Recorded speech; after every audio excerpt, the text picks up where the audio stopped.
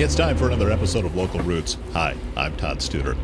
We are back in the studios on Willow for another interview today to bring to you on the show. Shalimar Mazetis. She is with the Advanced Southwest Iowa Corporation, and we are looking forward to learning more about what Shalimar does, how she helps more rural businesses be able to grow, sometimes just be able to launch and get things going, and can connect you with a lot of different resources completely free of charge. This is a great interview, and you're going to want to be a part of it. Again, Shalimar Mazetis is our guest from Advanced Southwest Iowa Corporation.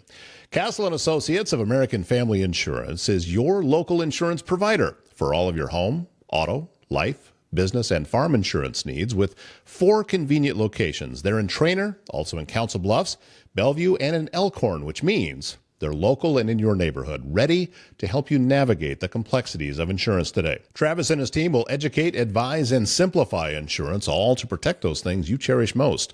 Give them a call for your free quote. For a salon that feels like home, it's Heather's Hair Hut in Underwood, Iowa. With 30 years of experience, Heather delivers expert haircuts for men, women, and children, as well as color, styling, and waxing services. This family-friendly salon opens 6 days a week with convenient evening hours, all in town with a beautiful country view. Whether you need a quick trim or a fresh new look, Heather's Hair Hut is the place to be. Heather's Hair Hut in Underwood, where experience meets comfort.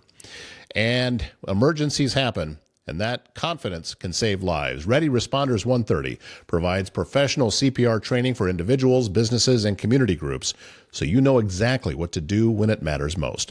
With flexible scheduling, up-to-date information, and dedicated instructors, you get hands-on skills that prepare you for real-world situations.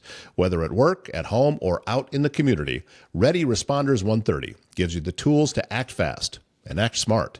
So be prepared. Be confident. Visit ReadyResponders130.com. Back at the studios on Willow, and somebody new in studio today. This is Shalimar Mazetis, and she is with Advanced Southwest Iowa Corporation. You handle the more rural areas, is that correct? Yeah. Yeah, I'm in charge of rural economic development for Potawatomi County with Advanced Southwest Iowa. And I'm on a great team with Paula and Connor and Jason. I'm trying to figure out how it is then that as long as I have been working with Advanced Southwest Iowa Corporation, that you and I haven't sat down and done one of these yet.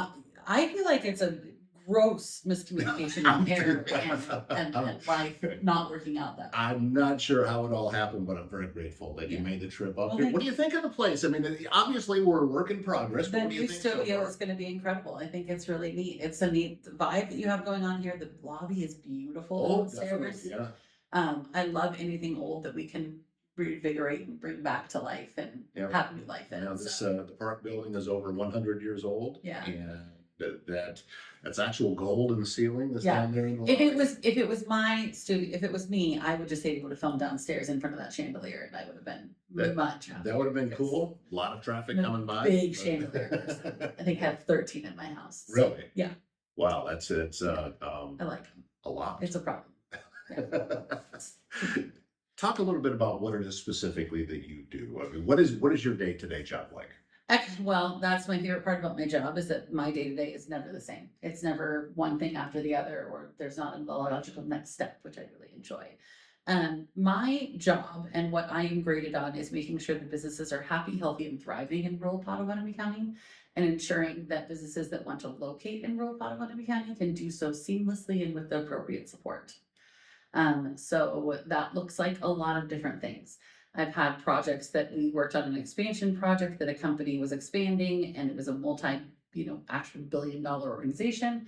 And their expansion looked a lot like me helping in the background get some paperwork done so they could get some state incentives and, that they could build out and get done what they need to do and make sure zoning is right and those kind of things for the expansion work that they're doing. Another time I've had a company that called me right after COVID hit. And they were in the process of building out and creating their first brick and mortar for their bakery, and we were really excited about it. They make amazing sourdough there in Avoca called Radberries. Oh, I've never seen her. Yeah. Radberries are incredible. It's absolutely wonderful. And the owner called me and was like, we just found out that because of COVID and the supply chain issues, we are at a 52-week lead time for this electrical box, that if we don't have it, we won't be able to continue our build up. So what do we do? Like a year lead time? Are you kidding me? That's ridiculous. And so I was like, I don't know how I can help, but I started calling every contractor in any Google search or anywhere else or that I knew that had anything to do with electricity. And we eventually found them an electrical box that happened to be not really in the area. I think it was about 3 hours away, but we found it for them of somebody who had it in stock, Oh, and we yeah. were able to buy it. And we made sure with Mid American Energy that it would work with their specs and so on and so forth. And so my job looks different for every business, every company, every resource, anyone who needs me. I always make the joke that I'm your person, right? I'm the person that's like, I have a dumb question. Who should I ask? Me. I'll answer your dumb question. I'll figure out how to make it not dumb, and then I'll figure out, who knows what they need to do or what you need to do. I never actually know anything. I just am really good at finding out who might have the answer for you. I first got connected with Advanced Southwest Iowa several years ago when the Chamber of Commerce in town was doing a podcast, and they had then Nikki Ferguson on the podcast, and that's how she and I first met. And then she said, you and I should talk more. So we had a meeting, and next thing I know, Advanced Southwest Iowa has become an integral part of everything that I was doing. And Nikki is phenomenal. It made it possible for me to have commercial studios before, and running ideas past her and saying, hey, is this a good idea? Is this not a good idea? Oh, that's great. You should totally do this. Yeah, absolutely do this. And sometimes their answer is the saturation of market isn't good for that. Right. Or this might not be a great plan. Could you tweak it? Could we move it this way? What do you think about this? Do you think about that? Well, what I wonder about though is, had I not done that interview, how long would it have been before I knew about this resource? And I'm curious how you're reaching people. How do these folks find out about you? Is it just word of mouth? Is that how it's going? In an idyllic world, people would Google how to start a business in Potawatomi County, and we would pop up, right? Yeah. That's in the world that everything works out perfectly. The reality of it is, economic development is something that no one ever goes into. There are degrees that you can go into, but it's few and far between. People fall into this world. This job is one that is made for people who enjoy working in the background and helping other people achieve their dreams in such a way that they can be supportive and creative thinkers, right? So it's rare that you would find somebody who was like, I was born, I knew I wanted to be an economic developer, and that's what I did. I fell into the role because Paula Hazelwood recruited me. She had seen me at another event, and I was doing, I have a master's in industrial organizational psychology, which is basically the fancy title for what you do with a psych undergrad when you don't want to help people. I really like knowing how people work, and I like figuring out how to make people more effective and more efficient at their lives and at themselves. I wanted to open a clinic called Get the F Over Your Feelings. I was told that would not go over well. Actually, I think it would probably now it would go over great. 20 years ago, not so going over great. Okay, that's fair. It wasn't. People were like, "That's not going to work," and I'm like, "No, it would be great." Oh, I can see a big lit up sign over a storefront with that. Right, yeah.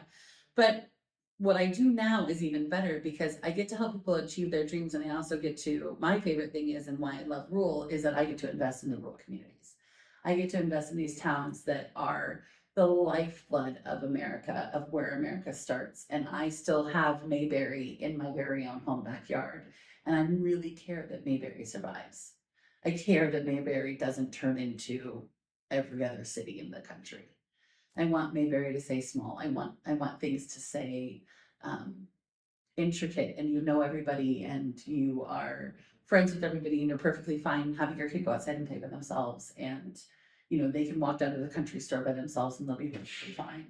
Those are the things that I'm driving for, and the work that I do ensures that those things stay, because it's really hard to live in a bedroom community that has no services. Yeah. So the local grocery store matters. You need to buy from them. The local retailer. There's always this time of year that post on Facebook that goes around of people talking about how, if you just bought one thing that you were going to buy from Amazon from a small business, how many billions of dollars it could really, really help with. I think it's $100. If you spend $100 that you would have spent on Amazon at a small business, it's $3.4 billion or something like that for the state of Iowa. I think was the most recent one I saw. Because what you're talking about, and I just did a show on this, by the way, Oh, of that you spend $100 at, let's say, the local grocery store. yes. Well, that money is then used to pay the employees that work Mhm. there. It's also used to restock the shelves, which has to come from a supplier somewhere else, who then takes that money and is paying their employees. And all of it is just being recirculated Yeah. everywhere around the community. And if you don't have that, then we're left with nothing but big box stores Yep. and ordering online. Yep. And that's how communities die. Yes. I grew And up I'm in, all yeah, about saving money. I'm all about, I understand that if you do it, so you need to do it where it is within your purview to do it, right? No one has in this economy right now, no one is feeling where they're secure in their Yeah. financial status. That's just not a reality of where we're at right now. This is not a plethora time, I wouldn't say.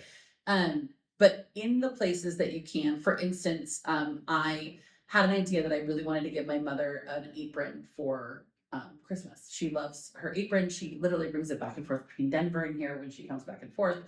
She loves her apron so much, but I was like, I would love to give her like a really great apron. Like, I think she'd have so much fun. So I went to Amazon and I was looking, and they're like, you know, 12, $15, and some of them I could get engraved, some of them I couldn't. I just wasn't really in love with them. And then I was like, oh, there's a craft fair in Carson last night actually for Groovy Carson Christmas. Carson does an amazing Christmas, by the way. If you ever get a chance to go, we took a lighted fire truck ride. It was 14 degrees outside. I thought it was maybe going to be 6 minutes. It was 22 minutes. I didn't have feeling in most of my body parts by the end of it.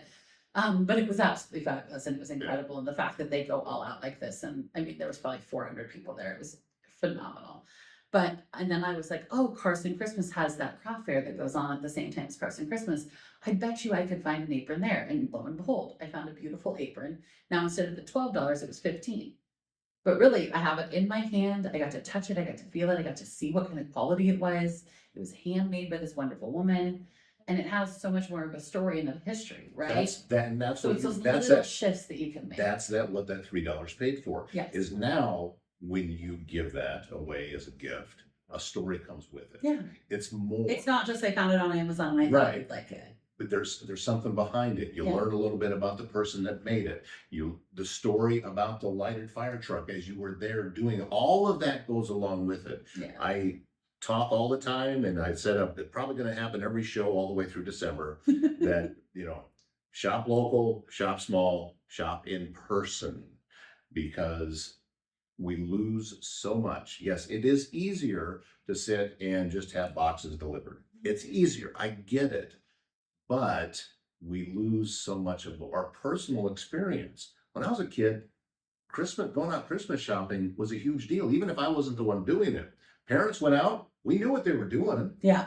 and And that then they tried to raid their closets when they got home. yeah, that in itself made the day exciting. Yeah. It's not about sitting and punching in buttons on your phone. And again, I'm not saying eliminate it. I'm just saying you need to incorporate. Well, I a think you small make. town I think you into need to it. make the switch where you can. So, for instance, I do a lot of online grocery orders just because I have a family and I have to, and because the budget, I got to make the budget stretch. But I know that my local grocery store has better produce, and I can pick out the produce. Mhm. So I'm going to go to my local grocery store where you can, within your budget, within your means, and where you're comfortable. Make the switches that you can make. You may not be able to make it everywhere because that is just a reality of life. Like we said, things are just tight. But make it where you can. I have a local bakery that I buy bread from. I have, you know what I mean? And to be honest with you, that one's even easier because most of the time she ends up delivering it to me, which is hilarious because she's in Oakland a lot. Right. So actually I had to buy 6 loaves for my sister and send it home with my parents to Denver because my sister is now obsessed with her bread. And so I had to pre-buy 6 loaves and then ship them home to Denver for her so that she could have them because she's very upset she doesn't have the bread right now. It's just about making those concerted efforts and those concerted switches. Understanding that this doesn't have a ton to do with my job. My job is to ensure the businesses are happy, healthy, and thriving. So how do I help a middle stage business that has been doing really well for 2 years and they're ready to grow, but they're not 100% sure what that's going to look like, right? And they've done the numbers, they've crunched the numbers, they need about 25,000. They're not really comfortable. They don't really want to take out a ton more loans. Financially, they don't think that's a great idea. But how do they uh, shift the focus? And I always call it a capital lasagna or a money lasagna. So your capital stacking your project, right? Okay. There's a great program out there called Kiva. Kiva is a kind of way of crowdfunding loans for small business owners. Nikki and you talked about it several times. we Because Kiva's phenomenal. So I'm always like, start with Kiva. It's a 0% interest. It's a great way to get your foot in the door, but that's up to $10,000. And then if you need $25,000, those ask the other $15,000 from the RECs. We have rural electric cooperatives that are in partnership with the USDA, and they have these things called revolving loan funds, and it's literally money that's guaranteed by USDA that's through the RECs that they're supposed to loan out to local businesses to help them grow. They don't have some of the same requirements or constraints that a bank would. They're also sometimes a little bit lower interest rate. So go through them for the other 15,000, and lo and behold, now you have your 25,000. And how do we grow your business? Right? Yeah. So my job doesn't have a day-to-day. It doesn't have something that looks the same every day. And quite frankly, with my personality, I don't think that would go super well. I am the master of my own schedule, which I absolutely adore as far as my role goes. It also means that when I tell you I'm incredibly busy and I'm losing my head, I've done it to myself. Do not feel bad for me. I want you to feel bad for me, but it's my fault. I've done it. I've always said yes and overscheduled myself. But these are all the things. And then as far as like the work with Connor that Connor and I do, because I know you just had Connor on here recently.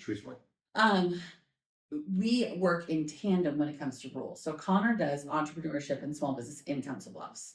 So when I have somebody who's entrepreneurship minded and is doing something and starting out something and I need his expertise, I pull him in, we work on a project together, and it's just one more layer of support. Our goal at Advanced Southwest Iowa is to make any business that wants to operate inside Potawatomi County feel like they have a cocoon of people that will protect them and help them and assist them in any way, shape, or possible.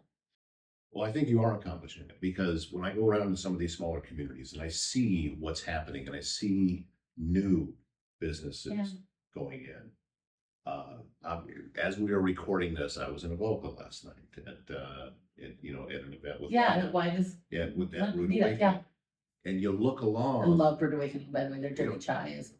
You look along Main Street in Avoca, and look, there's a cool shop. There's a cool shop. There's a cool shop. Mm-hmm. And Avoca is not unique in this part of the state.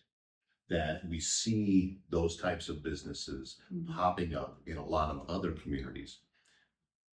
I grew up in Northwest Iowa. There is a lot of towns that are just going to have to be unincorporated because there's nothing left. Yeah. And there was no forward thinking to what's going to happen after our current residents are no longer here, which will happen. Yeah. And nothing.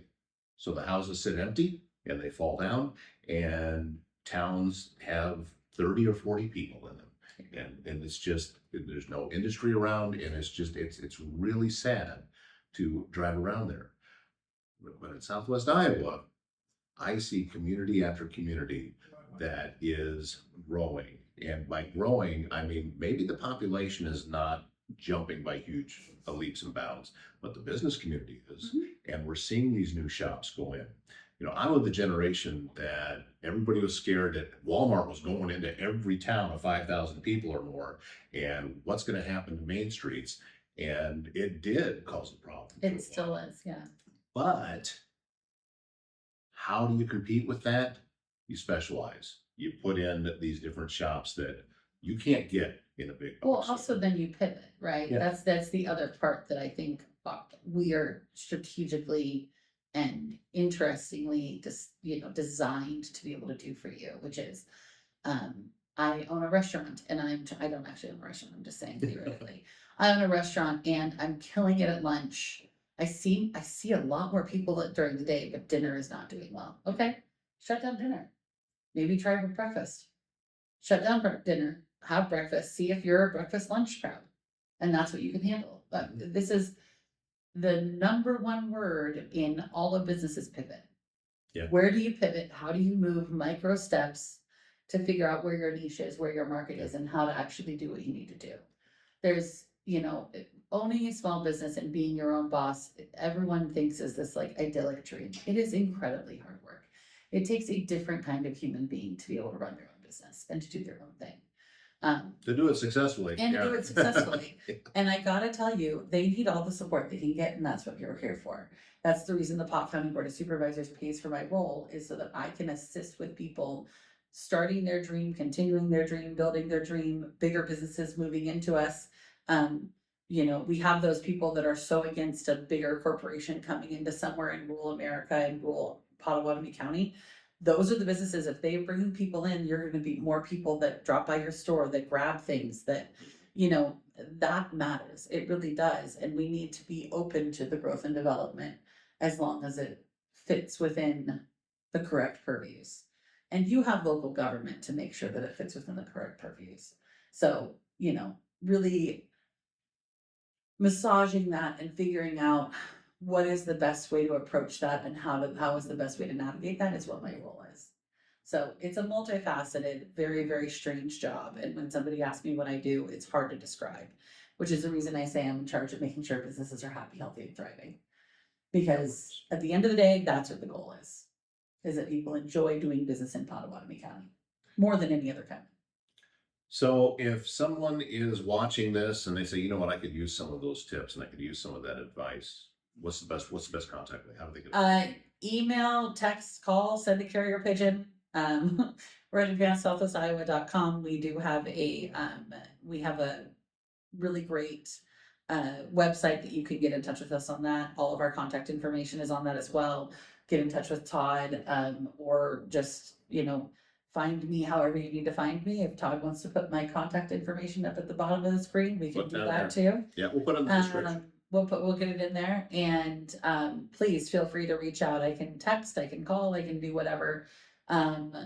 We're just here to assist whatever the needs or wants may be. And we have some wonderful resources around here for businesses that are completely free, by the way. I don't know if we stress that enough. You don't have to pay for this. I get paid, but the Pot County Board of Supervisors pays for my role. So along with Iowa's Foundation and some private donors that we have for Advanced Southwest Iowa. Because these are people that understand that growing communities all around the county are best for everyone. Yeah. And a rising tide raises all ships. It definitely does. And I have said it so many times, and I will continue to say it, that I don't exist without Advanced Southwest Iowa Corporation.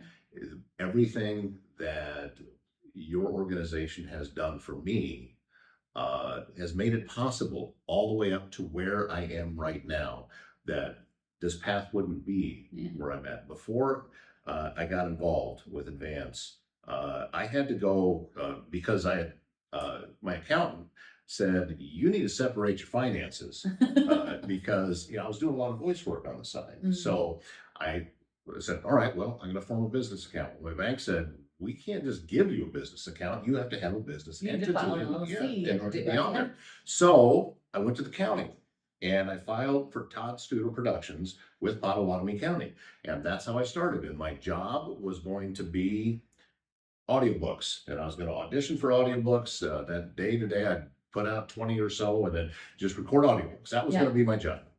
And then it just started to shift and expand. And somebody had mentioned podcasting to me. And I think my response was, well, that's dumb. And then when the chamber came along and we started that one, the next thing I know, I'm doing one for the Mills County Chamber. And then from there, I got connected with a real estate agent and then another realtor. Next thing I know, I'm doing 4 real estate podcasts. And it just kept growing and growing. And because I have a radio background, it's all the same muscles. You talked about pivoting. That's what it is. You're narrowing down and finding your niche. And right? I'm you're still finding doing the thing that you can do. Yeah, I'm still doing well, it'll change. Yes. And once you have what you think you're going to be doing, you don't. As a small business owner, you're wrong. Don't stay there. I'm a big fan of adapt or die. The reality is that if you are getting external feedback that you are supposed to be adapting, you're probably already behind the curveball. You should always be thinking, what is the next thing I can do? How do I move this into a This is being really successful. How do I feed more into that? What else do I need to do in order to make that more successful? Right. You should always be thinking that way. An agile mind is exactly what a business needs. You need to be agile and you need to be able to move however the business takes you. It doesn't mean taking a big pot of spaghetti and throwing it against a wall and just doing what And is up seeing there. what they Yeah, sticks. that's not what she's talking about here. It is more of being open to different possibilities that come in and being able to recognize, is this a true opportunity or is it a distraction? And we have resources to help you do that too. Yeah. I mean, there's the SBDC that has a free resource that will help you figure out saturation of market if there's a need for this. For instance, how many cups of coffee a day you have to sell in order to maintain a coffee shop with what your overhead is. There are systems out there that are free systems that we can connect you to that will tell you what you have to have in order to make something work. And that will let you make informed decisions as opposed to just feeling it out and being naturally gifted to something. Use the tools, use the data. We're in the age of AI. Use AI, right? Yeah. Like figure this stuff out. And just the point is, don't ever get so committed to something that you're not willing and open to being able to pivot. Right? You need to be committed to, I want to make this kind of business work. Here's my mission statement. My mission statement is that I'm going to help people share their story across Potawatomi and other counties across Southwest Iowa. And I want to be able to tell the story of why we matter. And then do that. And then do that. That's your overall mission. That does not mean podcasting. I don't know. Does it mean voice work? I don't know. Mm-hmm. Sure, it can. Is there a need for it? Does somebody need it? Sure. Okay. Yeah. Oh, is it video production? Is it somewhere for people to go and sell things on live? Is it for whatever that looks like? You allow things to fluctuate and move. I think we get a little stuck in our sedentary ways and we get a little sure that we're positive this is how this is going to work. And I think that if you're going to own a small business and you're going to do those things, you need to be able to say, I just don't know.